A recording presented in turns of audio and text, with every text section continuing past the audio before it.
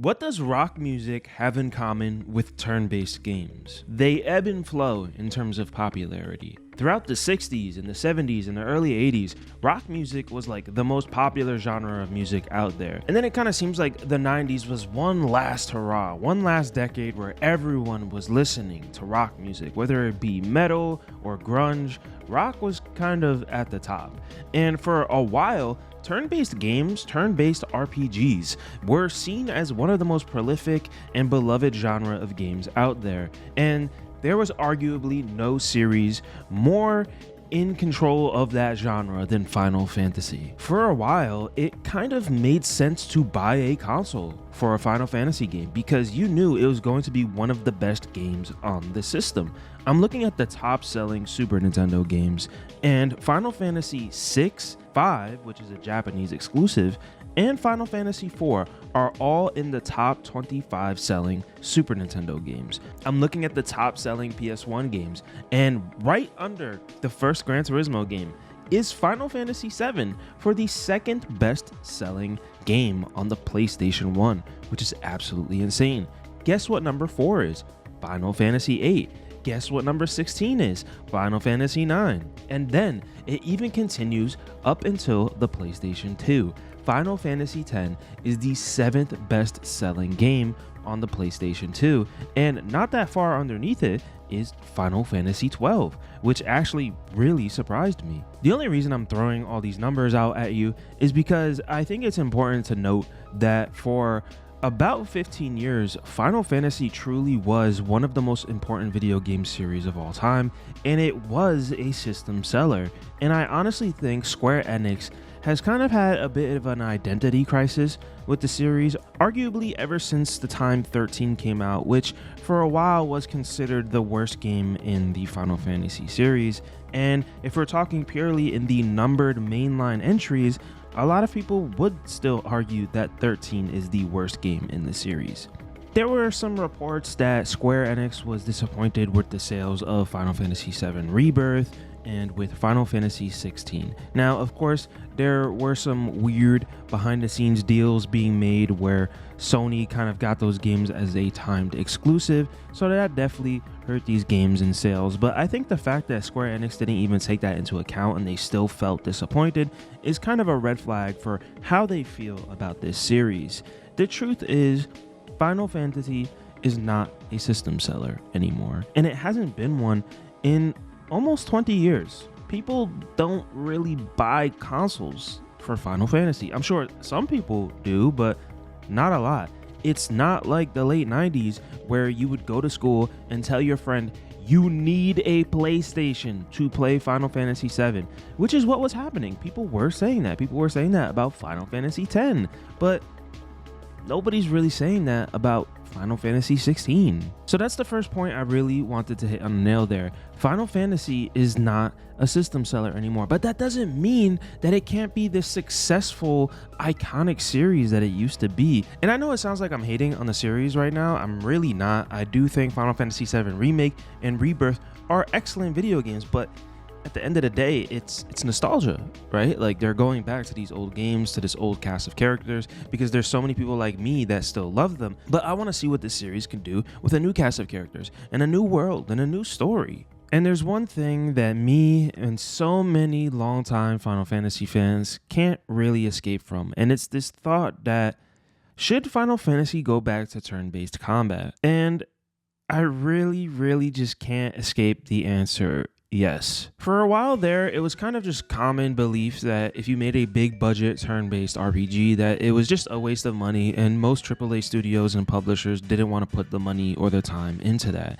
Even some huge beloved games like Lost Odyssey on the Xbox 360 unfortunately are just stuck being cult classics. Lost Odyssey deserves a bigger fan base, a bigger audience, and it just never got one because it just came out at the wrong time. To go back to the music metaphor I opened up the video with, for over a decade now, hip-hop has kind of been like the number one genre. Things are changing now where I think it's slowly slipping, but rock and roll is not the king anymore. It hasn't been the king in a while. It's now hip-hop, it's pop, it's country, and Rock is kind of like what, number 5, number 6? Maybe I should have looked up some charts or some facts before I started this metaphor, but I really do think if you go back to 2016 with Persona 5, things were starting to change. People were open to these types of games. And even though I do think Persona 5 is an excellent video game, I just honestly think it was all a timing thing. Like if you take Persona 5 and you release it in 2008 or 9, I don't think it would blow up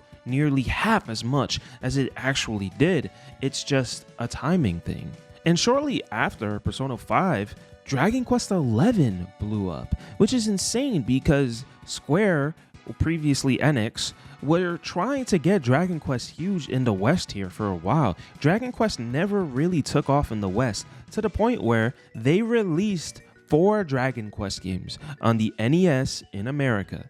And Enix was like, these games don't sell enough. We're not going to bring Dragon Quest 5 or 3 Remake or 6 all on the Super Famicom to the West. So for some strange reason in America, we got Dragon Quest games on the NES, but not on the SNES because it just didn't take off. But here you are, like 20 years later, and Dragon Quest XI has blown up the franchise. Dragon Quest is doing better than it ever has, and that's insane. And guess what? Dragon Quest is the most traditional turn-based RPG out there. Like, they're still using the same sound effects from the NES games. And look, I know this isn't like the same exact genre, but let's go back to 2023. Widely considered the best year in gaming for a very long time, arguably the best year in gaming. And the Game Awards happened, and we have things like Final Fantasy and Zelda going for Game of the Year. And guess what won? Baldur's Gate 3, a turn-based game. I think people are waking up. I think people are enjoying turn-based games, Square. And the last point I just want to make is last year, 2025. What was like everyone's favorite game that nobody would stop talking about? Clair Obscur Expedition 33, a turn-based RPG. I think we're just so past that point of belief where turn-based RPGs cannot be successful or beloved or blow up in terms of popularity the way they deserve to. The problem that I think Square Enix has is budgeting appropriately. I really do think Square Enix, and you could look at Final Fantasy 16 for this, I think they're just trying to make these games super gorgeous, super AAA, just dripping money. That's one thing I could compliment Rebirth on, is there's so much content and the graphics are amazing and the music's amazing. You could tell that Square Enix just threw millions and millions and millions of dollars at Final Fantasy VII Rebirth. And I remember some interviews that Yoshi P did right around the time 16 came out, and he was saying that like there really is no set belief for what Final Fantasy 17 could be. He even made a little comment saying that it could be pixelated again like the old games. I personally don't think that would ever happen. But the fact that he's saying that means that Square is opening to experimenting with Final Fantasy. And I truly think it is time for the legends at Square to bring the series back to what it used to be. And look, I'm not saying the series has to go this way forever, but I want to see them try it one more time. Just one more time. Make Final Fantasy 17 turn-based. Take a few cues from Persona 5, from Dragon Quest XI, and just try it again. I'm not one of these stubborn people who think that Final Fantasy has to be turn-based.